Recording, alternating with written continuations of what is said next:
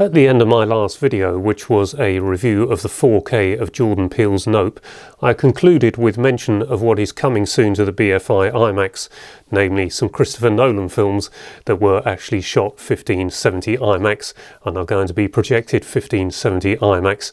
But something else before I get to that. Recently, subscriber Graham Bird sent me this fabulous book, The People's Palace by Mark Nicholson. It's clearly a labour of love on what was the New Vic, the largest cinema in Bradford, built to rival the best of the West End of London, and it opened in 1930. Now, the first print run of The People's Palace has already sold out, but I'm in contact with the author and I will put a link to his email, albeit in disguised form, in the description below. So anyone interested in obtaining a copy from the second print run, which is underway as I speak, then you'll be able to do so. And if you have any problems in deciphering the disguise on the email, drop me a comment and we'll work it out one way or the other. Now, some of you may remember that a little while ago, subscriber Dennis McCulloch sent me James Doherty's book, Standing Room Only. Now, what these two books have in common is a passion for cinema, and most notably probably the old picture palace type of cinema, and that's something that I'm really interested in too. And I used to love going to all these massive picture palaces, some like the Odeon Marble Arch, which really sticks in my memory for the massive 58-foot wide curved screen there, the lovely auditorium, and just sitting with thousands of people to enjoy a film. Now, those days are practically gone. There is one I can think of that still stands in the centre of London, the Odeon Leicester Square, but of course that's now had the traditional cinema seating taken out and replaced with sofas and armchairs. So the capacity is down from around 2,000 to around 600. It's not quite the same, but it is still there and lovely to look at when you go into it.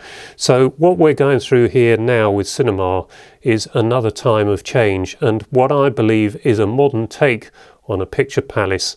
And what I'm referring to here is a glass palace, a glass picture palace that we know as the BFI IMAX on the south bank of the River Thames, just across Waterloo Bridge from the West End.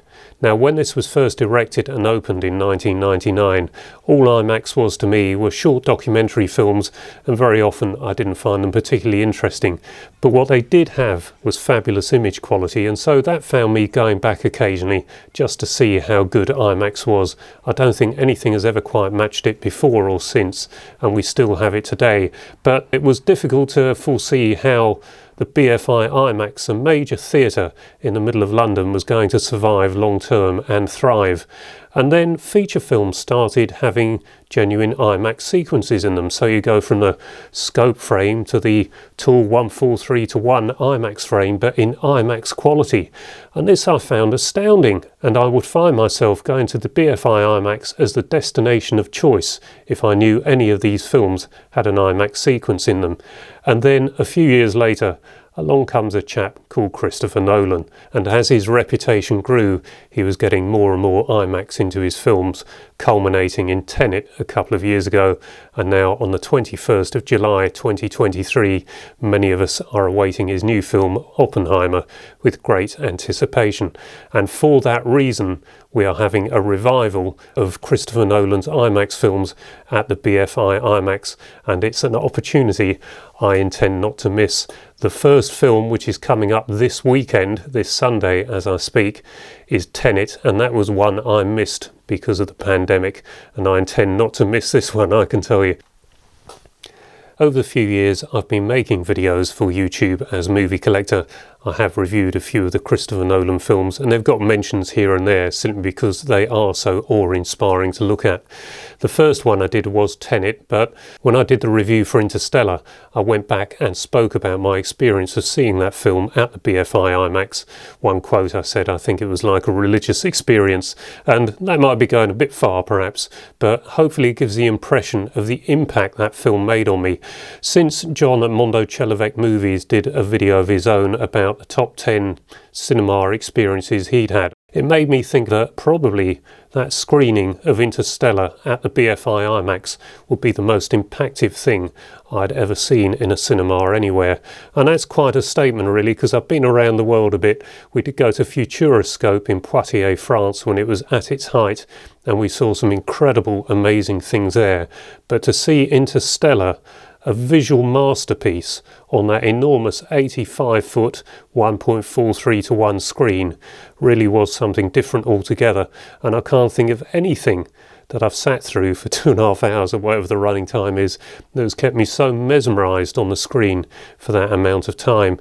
And so when TENET came to 4K, because I didn't have a chance to get to see that at the BFI IMAX owing to the pandemic, when I saw TENET on 4K, it made me think, what have I missed here? So to get a second chance to see this misunderstood masterpiece at the BFI IMAX is an opportunity that I really do not intend to miss. I don't know which of the two screenings I'll get to. Who knows, maybe I'll even be at both of them. So if you are thinking about getting to either of these or any of the IMAX showings, do let me know. Maybe we can meet up or at least say hello to each other. Maybe we'll have a gathering of fellow film enthusiasts and we can all go for a cup of tea, a coffee, or maybe something even a little stronger. But anyway, this is cinema as we should be enjoying it in the modern world. That massive film format is the ultimate movie-making medium, and we are about to be given a second chance to experience it. All the Nolan IMAX prints are returning in preparation for his new epic Oppenheimer, which will open on 21st July 2023, another genuine IMAX film. We've had much discussion about IMAX on this channel, about how many IMAX cinemas can actually still project 1570, as it seems many are now 4K projection only. But I'm told Sydney in Australia has put the real McCoy back in after a bit of persuasion from Mr. Nolan. So check beforehand, and if it's not the best and ultimate film exhibition format, I'll see you in London at the BFI IMAX. I'll put the dates and the times of all the films in the description below, along with the link to the BFI IMAX website, so you'll be able to keep up with all the information there. And do subscribe to their newsletter, because that way you won't miss anything else that's coming along anytime in the future. Now, as for myself, I think you all know, or most of you know watching this channel, that I'm a bit of a film fan, if you hadn't already twigged during this video. But there's one thing I'll never be able to do in here, and that's going to be IMAX. It's just too massive. So the biggest I can go to realistically is 35mm. But anyway, I've mentioned before, but we're bringing back the British Film Collectors Convention following the end of the pandemic. So on 29th of April, we're going to be at the Chorleywood Memorial Hall, where we can admit about 250 people, I think. So we'll have a group of film enthusiasts, a few people from the industry, and we're hoping to get our 24-foot wide CinemaScope screen there to project Super 8 35mm and hopefully, although this is unknown at the moment, 4K video projection. So more news coming soon. If you want to keep up to date, I do hope I get the www.bfcc.biz website updated soon. I've still got the basic details on the next event, but keep an eye on that website and I'll get the information up there just as soon as I've got it.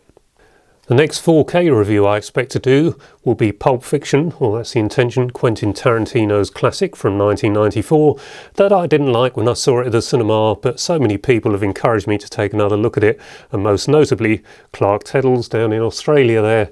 He actually got into the projection box to film a 35mm threading, or lacing as they prefer to call it, and shot the all-important scene from the porthole onto the screen of the famous dance with Uma Thurman and John Travolta, which I always thought was hilarious, always loved it, but there were other elements of the film I didn't like, so rest assured I think more highly of it now. So that's a review that should be coming up.